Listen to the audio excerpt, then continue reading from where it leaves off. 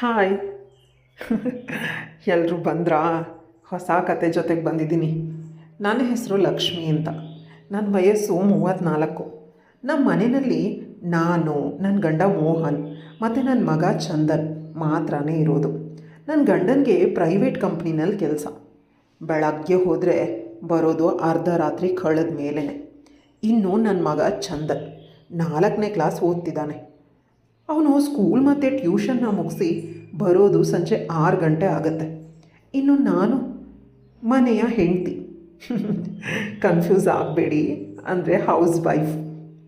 ಮನೆ ಕೆಲಸ ಮಾಡಿಕೊಂಡು ಬಿಡುವಿನ ಟೈಮ್ನಲ್ಲಿ ಟಿ ವಿ ನೋಡೋದು ಇಲ್ಲ ಮಲಗೋದು ನನ್ನ ಅಭ್ಯಾಸ. ಅಕ್ಕಪಕ್ಕ ಯಾರ ಹತ್ರನೂ ಹೆಚ್ಚು ಬೆರೀತಾ ಇರಲಿಲ್ಲ. ಹೀಗೆ ನನ್ನ ಜೀವನ ರುಚಿ ಇಲ್ಲದ ಅಡುಗೆ ಥರ ನಡೀತಾ ಇತ್ತು. ನನಗೂ ಒಮ್ಮೊಮ್ಮೆ ಸಿಕ್ಕಾಪಟ್ಟೆ ಬೇಜಾರಾಗುತ್ತೆ. ಆದರೆ ಏನು ಮಾಡಲಿ, ನನ್ನ ಹಣೆ ಬರಾನೇ ಇಷ್ಟು ಅಂತ ಸುಮ್ಮನಾಗ್ತಿದ್ದೆ. ಹೀಗಿರುವಾಗ ನಮ್ಮ ಮನೆ ಮೇಲೆ ಒಂದು ಮನೆ ಖಾಲಿಯಾಗಿತ್ತು. ಆ ಮನೆಗೆ ಹೊಸದಾಗಿ ಪ್ರತಿಮಾ ಅಂತ ಬಂದಳು. ಆಲುಗ್ಸೋ ಟೈಮಲ್ಲಿ ಅರ್ಶಿನ ಕುಂಕುಮಕ್ಕೆ ಅಂತ ಕರೆದಿದ್ಲು. ನಾನು ಕೂಡ ಹೋಗಿ ಬಂದಿದ್ದೆ. ಅದೇ ನಮ್ಮಿಬ್ಬರ ಮೊದಲ ಭೇಟಿಯಾಗಿತ್ತು. ಅದಾದ ನಂತರ ಹೋಗಿ ಬರ್ತಾ ಸ್ವಲ್ಪ ಕ್ಲೋಸ್ ಆಗೋದ್ವಿ. ಆದರೆ ಗಂಡ ಹೆಂಡತಿ ಇಬ್ಬರು ಕೆಲಸಕ್ಕೆ ಹೋಗ್ತಿದ್ರು. ನಮ್ಮ ಮಾತು ಕತೆ ಎಲ್ಲ ಸಂಜೆ ಹೊತ್ತು ಮಾತ್ರನೇ. ಕೆಲವೊಮ್ಮೆ ಗಂಡ ಹೆಂಡತಿ ಇಬ್ಬರು ಒಟ್ಟಿಗೆ ಬರ್ತಿದ್ರು. ಹಾಗಾಗಿ ನಾನು ಪ್ರತಿಮಾಳನ್ನು ಮಾತಾಡ್ಸೋದಕ್ಕೆ ಹೋದಾಗ ಅವ್ರ ಗಂಡ ವಿವೇಕ್ ನನ್ನನ್ನು ಕೂಡ ನಾನು ಮಾತಾಡಿಸ್ತಿದ್ದೆ. ಸೊ ಹೀಗೆ ನಮ್ಮ ಪರಿಚಯ ಶುರುವಾಯಿತು. ಕೆಲವೊಮ್ಮೆ ನಾನು ಅವ್ರ ಮನೆಗೆ ಹೋದಾಗ ನಾಚಿಕೆ ಆಗುತ್ತೆ ಹೇಳೋಕ್ಕೆ, ಅವ್ರು ಏನು ಮಾಡ್ತಾಯಿದ್ರು ಅಂತ. ಗೊತ್ತಾಯ್ತು ತಾನೇ ನಾಚಿಕೆ ಆಗ್ತಿದೆ ಅಂದರೆ. ಹೌದು, ಅವರಿಬ್ಬರು ಇಬ್ಬರೇ ಇರ್ತಿದ್ರಲ್ವ ಮನೇಲಿ. ಸಿಕ್ಕಾಪಟ್ಟೆ ನಾಟಿ ಕಪಲ್ಸ್ ಅವರಿಬ್ಬರು. ಏನೇನೋ ಮಾಡ್ತಾಯಿದ್ರಪ್ಪ. ನನಗೋ ಸಿಕ್ಕಾಪಟ್ಟೆ ನಾಚಿಕೆ. ಏನು ಮಾಡೋದು, ನನ್ನ ಗಂಡ ಅಂತೂ ಮಾಡಲ್ವಲ್ಲ, ನೋಡಾದರೂ ಆಸೆ ತೀರಿಸ್ಕೋತಿದ್ದೆ. ನನಗೆ ಅವ್ರನ್ನ ನೋಡ್ತಾ ನೋಡ್ತಾ ನೋಡ್ತಾ ತಡ್ಕೊಳ್ಳೋಕ್ಕೆ ಆಗ್ತಿರ್ಲಿಲ್ಲ. ಹಾಗಾಗಿ ಆ ದಿನ ರಾತ್ರಿ ನಾನು ನನ್ನ ಗಂಡನಿಂದ ಮಾಡಿಸ್ಕೊಳ್ಳೇಬೇಕು ಅಂತ ಅಂದ್ಕೊಳ್ತಿದ್ದೆ. ಆದರೆ ನನ್ನ ಗಂಡನೋ ದೊಡ್ಡ ಎಣ್ಣೆ ಪಾರ್ಟಿ. ಎಣ್ಣೆ ಹಾಕ್ಕೊಂಡು ಬಂದು ಮೈ ಮೇಲೆ ಪ್ರಜ್ಞೆನೇ ಇಲ್ಲದೆ ಇರೋ ಥರ ಮಲ್ಕೋತಿದ್ದ. ನಾನೇ ಮೇಲೆ ಬಿದ್ದು ಹೋದ್ರೂ ಅವನೇನು ಕಿಸಿತಿರ್ಲಿಲ್ಲ. ಏನು ಮಾಡೋದು, ಮನೇಲಿರೋ ಸೌತೆಕಾಯಿನೋ ಬದನೆಕಾಯಿನೋ ಯೂಸ್ ಮಾಡಿಕೊಂಡು ಸುಮ್ಮನಾಗ್ತಿದ್ದೆ. ಹೀಗೆ ಒಂದಿನ ರಾತ್ರಿ ನನ್ನ ಗಂಡ ಮಲ್ಕೊಂಡಿದ್ದ. ಎಷ್ಟೇ ಎಬ್ಸಿದ್ರೂ ಏಳಲೇ ಇಲ್ಲ. ಆದರೆ ನನಗೆ ತಡ್ಕೊಳ್ಳೋಕ್ಕೂ ಆಗಲಿಲ್ಲ. ಏನು ಮಾಡೋದು ಅಂತ ಯೋಚನೆ ಮಾಡ್ತಿದ್ದೆ. ಆಗ ಪ್ರತಿಮಾಳ ಗಂಡ ಅವಳ ಜೊತೆ ಏನೇನೆಲ್ಲ ಮಾಡ್ತಾನಲ್ಲ ಅನ್ನೋದು ತಟ್ ಅಂತ ನೆನಪಾಯಿತು. ಹಾಗೆಯೇ ಪ್ರತಿಮಾಳ ಜಾಗದಲ್ಲಿ ನಾನೇನಾದರೂ ಇದ್ದಿದ್ರೆ ಅಂತ ಅನಿಸೋದಕ್ಕೆ ಶುರುವಾಯಿತು. ಅಬ್ಬಾ, ಆ ಕಲ್ಪನೆನೇ ಎಷ್ಟು ಚಂದ ಅಲ್ಲ. ಅವಳ ಜಾಗದಲ್ಲಿ ನಾನಿದ್ದು ಅವನು ನನ್ನನ್ನು ಆ ರೀತಿಯೆಲ್ಲ ಮಾಡ್ತಾ ಇದ್ದಿದ್ರೆ, ಅಪ್ಪ ನೆನೆಸ್ಕೊಂಡ್ರೆ ಎಷ್ಟು ಖುಷಿ ಆಗ್ತಿದೆ ಅಂತ ಅದನ್ನು ಕಂಟ್ರೋಲ್ ಮಾಡೋಕ್ಕೂ ಆಗಿಲ್ಲ. ಅದೇ ರೀತಿ ಕಲ್ಪನೆ ಮಾಡ್ಕೊಂಡು ಹಾಗೇ ಮಲ್ಕೊಂಡ್ಬಿಟ್ಟೆ. ಬೆಳಗ್ಗೆ ಎದ್ದಾಗ ರಾತ್ರಿ ನನ್ನ ಕಲ್ಪನೆ ಇತ್ತಲ್ಲ, ನನ್ನ ಯೋಚನೆ ಇತ್ತಲ್ಲ, ಅದನ್ನು ನೆನೆಸ್ಕೊಂಡು ಬೇಜಾರಾಯಿತು, ನಾಚಿಕೆನೂ ಆಯಿತು. ಮತ್ತೆ ಮನೆ ಕೆಲಸ ಮಾಡೋಕ್ಕೆ ಹೋದೆ. ನನ್ನ ಗಂಡ ಮತ್ತೆ ಮಗನನ್ನು ಕಳಿಸಿದ ಮೇಲೆ ಕೆಲಸ ಮುಗಿಸ್ಬಂದು ಹಾಗೆ ಹಾಸಿಗೆ ಮೇಲೆ ಬಿದ್ದುಕೊಂಡೆ. ಏನೋ ಕಚ್ಚದಾಗಾಯಿತು. ನನ್ನ ತೊಡೆ ಹತ್ರ ಕೆರ್ಕೊಳ್ತಾ ಹಾಗೆ ಕೈ ಮೇಲೆ ಹೋಯಿತು. ಮತ್ತೆ ಸ್ಟಾರ್ಟ್ ಆಯಿತು. ಏನಾದರೂ ಬೇಕು ಅಂತ ಅನ್ಸೋದಕ್ಕೆ ಶುರುವಾಯಿತು. ಆದರೆ ಏನು ಮಾಡಲಿ, ಎಲ್ಲ ನನ್ನ ಹಣೆ ಬರ. ನನ್ನ ಗಂಡ ಒಬ್ಬ ಕರೆಕ್ಟಾಗಿದ್ದಿದ್ರೆ ನಾನು ಯಾಕೆ ಹಿಂಗಿರ್ತಿದ್ದೆ ಹೇಳಿ. ಎಲ್ಲ ನನ್ನ ಹಣೆ ಬರ ಅಂತ ಅಂದ್ಕೊಂಡು ಹಾಗೆ ಆ ಕಣ್ಣಲ್ಲಿ ನೀರೇ ಬಂದ್ಬಿಡ್ತು. ಹಾಗೆ ಅಳ್ತಾ ಮಲ್ಕೊಂಡೆ. ಮತ್ತೆ ಎಚ್ಚರ ಆಗಿ ಎದ್ದು ವಿವೇಕ್ನ ನೆನೆಸ್ಕೊಂಡೆ. ನಾನು ಮಾಡ್ತಿರೋದು ಸರಿನೋ ತಪ್ಪೋ ನನಗೆ ಗೊತ್ತಿಲ್ಲ. ಆದರೆ ಅವನನ್ನು ನೆನೆಸ್ಕೊಂಡಾಗೆಲ್ಲ ಮನಸ್ಸಿಗೆ ಒಂಥರ ತೃಪ್ತಿ, ಮೈಗೆ ಒಂಥರ ನೆಮ್ಮದಿ. ಏನು ಮಾಡಲಿ, ತಪ್ಪು ಅಂತ ಗೊತ್ತಾಗ್ತಿದೆ. ಆದರೆ ಆ ತಪ್ಪನ್ನೇ ಪದೇ ಪದೇ ಮಾಡಬೇಕು ಅಂತಲೂ ಅನ್ನಿಸ್ತಿದೆ. ತುಂಬ ಯೋಚಿಸಿದ ಮೇಲೆ ನನಗನ್ಸಿದ್ದು, ಸರಿ ತಪ್ಪು ನೋಡ್ತಾ ಹೋದರೆ ನನ್ನ ವಯಸ್ಸು ಮೀರಿ ಹೋಗುತ್ತೆ. ನಾನು ಮುದುಕಿ ಆಗೋಗ್ತೀನಿ. ನನಗೆ ಬೇಕಾದಂತಹ ಸುಖ ನನ್ನ ಗಂಡ ಕೊಡದೇ ಇದ್ದಾಗ ನಾನು ಬೇರೆಯವ್ರ ಹತ್ರ ಪಡ್ಕೊಳ್ಳೋದು ಏನೂ ತಪ್ಪಿಲ್ಲ. ಒಟ್ನಲ್ಲಿ ನನಗೆ ಅದು ಬೇಕು ಅಷ್ಟೆ ಅಂತ ಅಂದ್ಕೊಂಡೆ. ನಾನು ನೋಡೋಕೆ ಚೆನ್ನಾಗೇ ಇದ್ದೀನಿ ಕಣ್ರೋ. ನನ್ನ ಸೈಜೂ ತಕ್ಕ ಮಟ್ಟಿಗೆ ಚೆನ್ನಾಗೇ ಇದೆ. ಹುಡುಗರಿಗೆಲ್ಲ ಹೇಗೆ ಬೇಕೋ ಹಾಗೇ ಇದೆ. ಅದ್ರಿಗೆ ಏನು ಮಾಡೋದು, ಮುಟ್ಟಾಳ ನನ್ನ ಗಂಡ. ನನ್ನ ಕಡೆ ತಿರುಗೂ ನೋಡಲ್ಲ ಅಂತೀನಿ.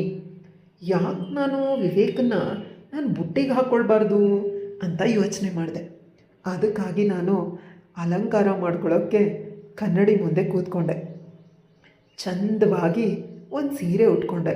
ಅದೂ ಎಲ್ಲ ಕಡೆ ಪ್ರದರ್ಶನ ನೀಡೋ ಥರ ಉಟ್ಕೊಂಡು ಅಂದವಾಗಿ ಮೇಕಪ್ ಮಾಡಿಕೊಂಡು ನಾನು ಉದ್ದ ಜಡೆನ ಎಣ್ಕೊಂಡು ಮಲ್ಲಿಗೆ ಹೂ ಮುಡ್ಕೊಂಡು ರೆಡಿಯಾಗಿ ಕನ್ನಡಿಲಿ ನಾನೇ ನೋಡಿಕೊಂಡು ಒಂದು ಕ್ಷಣ ನಾಚಿಕೆ ಆಗೋಯ್ತಪ್ಪ.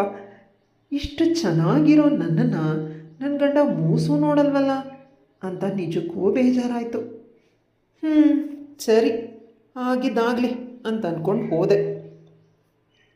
ಅವನು ಕೂಡ ಹೋಗಿದಾಗ ಪ್ರತಿಮಾ ನನ್ನನ್ನು ನೋಡಿ ಒಳಗಡೆ ಕರೆದ್ಲು. ನಾನು ಹೋಗಿ ಸೋಫಾ ಮೇಲೆ ಕೂತ್ಕೊಂಡೆ. ಏನು ಪ್ರತಿಮಾ, ಏನು ಮಾಡ್ತಾಯಿದ್ಯಾ ಅಂತ ಕೇಳಿದೆ. ಏನೂ ಇಲ್ಲ, ಹೀಗೆ ಮನೇಲಿ ಬೋರ್ ಆಗ್ತಾಯಿತ್ತು, ಸಂಡೇ ಅಲ್ವಾ ಇವತ್ತು ಅಂತ ಹೇಳಿದ್ಲು.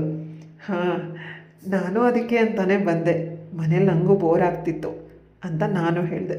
ಎಲ್ಲಾದರೂ ಹೋಗ್ತಾ ಇದ್ದೀರಾ ಅಂತ ಕೇಳಿದ್ಲು. ಇಲ್ವಲ್ಲ, ಯಾಕೆ ಅಂತಂದೆ. ಅಲ್ಲ, ಇಷ್ಟು ರೆಡಿಯಾಗಿದ್ದೀರಲ್ಲ ಅದಕ್ಕೆ ಕೇಳಿದೆ ಅಂತ ಹೇಳಿದ್ಲು. ಅಯ್ಯೋ ಅದಾ, ನಮ್ಮಮ್ಮ ಫೋನ್ ಮಾಡಿದರು, ಹೋಗಬೇಕು ಅಂತ ರೆಡಿ ಆದೆ. ಅಷ್ಟರಲ್ಲಿ ಮತ್ತೆ ಫೋನ್ ಮಾಡಿದ್ರು, ಏನೋ ನಮ್ಮ ಅದಕ್ಕೆ ತವ್ರ ಮನೆಯವ್ರು ಬಂದಿದ್ದಾರಂತೆ, ಅದಕ್ಕೆ ನನಗೆ ಹೋಗೋದಕ್ಕೆ ಮೂಡೇ ಇರಲಿಲ್ಲ. ಹಾಗೆ ಮಲ್ಕೊಳ್ಳೋಣ ಅಂದ್ಕೊಂಡ್ರೆ ನಿದ್ದೆನೂ ಬರ್ತಾ ಇರಲಿಲ್ಲ. ಹೇಗಿದ್ರು ಸಂಡೇ, ನೀವು ಮನೆಯಲ್ಲೇ ಇರ್ತೀರಾ ಅಂತ ಅಂದ್ಕೊಂಡು ಮೇಲೆ ಬಂದೆ ಅಂತ ಹೇಳಿದೆ. ಓ ಹೌದಾ, ಸರಿ ಕೂತ್ಕೊಂಡಿರು, ಟೀನಾದರೂ ಮಾಡ್ಕೊಂಡು ಬರ್ತೀನಿ ಅಂತ ಹೇಳಿದ್ಲು. ಬೇಡ ಕಣೆ ಅಂತ ಎಷ್ಟು ಹೇಳಿದ್ರು ಕೇಳಲಿಲ್ಲ. ಅಡುಗೆ ಮನೆಗೆ ಹೋದ್ಲು. ಸೋಫಾ ಮೇಲೆ ಅಲ್ಲೇ ವಿವೇಕ್ ಕೂತ್ಕೊಂಡಿದ್ದ. ನಾನಂತೂ ಕದ್ದು ಮುಚ್ಚಿ ಅವನ್ನೇ ನೋಡ್ತಿದ್ದೆ. ನಾನು ಕದ್ದು ಮುಚ್ಚಿ ನೋಡ್ತಾ ಇದ್ದೆ, ಬಟ್ ಅವನು ನೇರವಾಗಿ ನನ್ನೇ ನೋಡ್ತಿದ್ದ. ನನ್ನ ಸೀರೆ ಉಟ್ಕೊಂಡಿದ್ರು ಎಲ್ಲೆಲ್ಲೆಲ್ಲ ದೇಹ ಪ್ರದರ್ಶನ ಆಗ್ತಾಯಿದೆಯೋ ಎಲ್ಲ ಕಡೆ ಅವನ ಕಣ್ಣು ಹರಿದಾಡ್ತಾ ಇತ್ತು. ಅವನ ಕಣ್ಣು ಎಲ್ಲೆಲ್ಲ ಹರಿದಾಡುತ್ತೋ ನನ್ನ ಮೈ ಮೇಲೆಲ್ಲ ಅವ್ನ ಕೈಯೇ ಹರಿದಾಡ್ತಾ ಇದೆಯೇನೋ ಅನ್ನೋ ಅಷ್ಟು ನಾಚಿಕೆ ಆಗ್ತಿತ್ತು. ನಾನು ನಾಚ್ಕೊಂಡು ಅವನ್ನೇ ನೋಡ್ತಿದ್ದೆ. ಅವ್ನು ನಗ್ತಾ ನನ್ನೇ ನೋಡ್ತಿದ್ದ. ನಾನು ಮನಸಲ್ಲೇ ಅಂದ್ಕೊಂಡೆ, ಈ ಕುರಿನ ಹಳ್ಳಕ್ಕೆ ಬೀಳ್ಸೋದು ಅಷ್ಟೇನು ಕಷ್ಟ ಅಲ್ಲ, ಆದರೆ ಪ್ರತಿಮಾ ಇಲ್ಲದೆ ಇದ್ದಾಗ ಬರಬೇಕು ಅಂತ. ಕಾಫಿನ ತಂದುಕೊಟ್ಲು. ಕುಡ್ದಾದ್ಮೇಲೆ ಸರಿ ಪ್ರತಿಮಾ, ನಾನು ಹೊರಡ್ತೀನಿ ಅಂತ ಹೇಳಿದೆ. ಯಾಕೆ, ಕೂತ್ಕೋ ಅಂತ ಹೇಳಿದ್ಲು. ಇಲ್ಲ ಕಣೆ, ಇನ್ನು ಒಬ್ಬಳೇ ಇದೆಯಾ ಅಂತ ಅಂದ್ಕೊಂಡು ಬಂದೆ. ಪರವಾಗಿಲ್ಲ, ನನ್ನಿಂದ ನಿಮ್ಮ ಪ್ರೈವಸಿಗೆ ಯಾಕೆ ಪ್ರಾಬ್ಲಮ್ಮು ಅಂತಂದೆ. ಹಾಗೇನೂ ಇಲ್ಲ ಕಣೆ, ನಾನು ಊರಿಗೆ ಹೋಗಬೇಕು. ನಮ್ಮಮ್ಮನೂ ಫೋನ್ ಮಾಡಿದರು, ನಮ್ಮ ಅಪ್ಪಂಗೆ ಏನೋ ಸ್ವಲ್ಪ ಹುಷಾರಿಲ್ವಂತೆ. ನಾನು ಈಗ ಅದಕ್ಕೆ ರೆಡಿ ಆಗಬೇಕು ಅಂತ ಅನ್ಕೋತಾ ಇದ್ದೆ. ಅಷ್ಟರಲ್ಲಿ ನೀನು ಬಂದೆ ಅಷ್ಟೆ ಅಂತ ಹೇಳಿದ್ಲು. ಓ ಹೌದಾ, ಓ ವಿವೇಕ್ ನೀವು ಕೂಡ ಹೋಗ್ತಾ ಇದ್ದೀರಾ ಅಂತ ಕೇಳಿದೆ. ಅದಕ್ಕೆ ಅವಳೇ ಆನ್ಸರ್ ಮಾಡಿದ್ಲು, ಇಲ್ಲ ವಿವೇಕ್ಗೆ ನಾಳೆ ಕೆಲಸ ಇದೆ, ಅವ್ರಿಗೆ ರಜಾ ಸಿಕ್ಕಿಲ್ಲ ಕಣೆ, ಅದಕ್ಕೆ ನಾನು ಒಬ್ಬಳೇ ಹೋಗ್ತಾ ಇದ್ದೀನಿ, ಒಂದು 4 ದಿನ ಇದ್ದು ಬರೋಣ ಅಂತ. ಪ್ಲೀಸ್ ಕಣೆ, ನಾನೇ ಕೆಳಗಡೆ ಬರಬೇಕು ಅಂತ ಅಂದ್ಕೊಂಡಿದ್ದೆ. ವಿವೇಕ್ಗೆ ಹೋಟೆಲಲ್ಲಿ ಊಟ ಮಾಡೋದು ಅಷ್ಟಾಗಿ ಅಡ್ಜಸ್ಟ್ ಆಗಲ್ಲ. ಸ್ವಲ್ಪ ಅವನು ಊಟ ತಿಂಡಿ ಕಡೆ ಗಮನ ಕೊಡೆ, ಸಾಂಬಾರು ಕೊಟ್ಟರೆ ಸಾಕು, ವಿವೇಕ್ ರೈಸ್ ಮಾಡ್ಕೊಳ್ತಾನೆ ಅಂತ ಹೇಳಿದ್ಲು. ನೀನು ಅದನ್ನು ಕೇಳ್ಕೋಬೇಕೇನೆ, ಜಸ್ಟ್ ಹೇಳು ಸಾಕು, ರೈಸ್ ಮಾಡ್ಕೊಳ್ಳೋ ಅವಶ್ಯಕತೆಯೂ ಇಲ್ಲ, ಎಲ್ಲನೂ ನಾನೇ ಮಾಡ್ಕೊಂಬಂದು ಕೊಡ್ತೀನಿ ಅಂತ ಹೇಳಿದೆ. ತುಂಬ ಥ್ಯಾಂಕ್ಸ್ ಕಣೆ ಅಂತ ಹೇಳಿದ್ಲು. ಥ್ಯಾಂಕ್ಸ್ ಎಲ್ಲ ಯಾಕೆ, ಅಕ್ಕಪಕ್ಕದವರು, ನಾವು ಅಕ್ಕಪಕ್ಕನೇ ಇದ್ದೀವಿ, ಒಬ್ರಿಗೊಬ್ರಿಗೆ ಸಹಾಯ ಮಾಡ್ಕೋಬೇಕು. ನಿಮ್ಮಲ್ಲೇನಿಲ್ವೋ ನಾನು ಕೊಡಬೇಕು, ಹಾಗೆಯೇ ನಮ್ಮಲ್ಲೇನಿಲ್ವೋ ಅದನ್ನು ನಿಮ್ಮ ಹತ್ರ ತಗೋಬೇಕು ಅಂತ ಹೇಳ್ತಾ ವಿವೇಕ್ ಕಡೆ ನೋಡಿದೆ. ವಿವೇಕ್ ಕೂಡ ಕತ್ ಬಗ್ಗಿಸ್ಕೊಂಡು ನಗ್ತಾ ಇದ್ದ. ಪ್ರತಿಮಾ ಅಂತೂ ನಾನು ಹೇಳೋದನ್ನು ಅರ್ಥ ಮಾಡ್ಕೊಳ್ದೇನೆ, ಥ್ಯಾಂಕ್ಸ್ ಕಣೆ, ತುಂಬಾ ಥ್ಯಾಂಕ್ಸ್, ಏನು ಮಾಡಿದಪ್ಪ ವಿವೇಕ್ಗೆ ಅಂತ ಯೋಚನೆ ಮಾಡ್ತಾ ಇದ್ದೆ. ಅವ್ರಿಗೆ ರಜೆ ಸಿಕ್ಕಿದ್ದಿದ್ರೆ ತೊಂದರೆ ಇರಲಿಲ್ಲ, ರಜೆ ಬೇರೆ ಸಿಕ್ಕಲಿಲ್ಲ, ಅವ್ರಿಗೆ ಹೋಟೆಲ್ ಫುಡ್ ಅಡ್ಜಸ್ಟ್ ಆಗಲ್ಲ, ಅಡುಗೆ ಮಾಡ್ಕೊಳಕ್ಕೆ ಬರಲ್ಲ, ಏನು ಮಾಡೋದು ಅಂತ ತುಂಬ ಟೆನ್ಷನ್ ಆಗಿಬಿಟ್ಟಿತ್ತು ಅಂತ ಹೇಳಿದ್ಲು.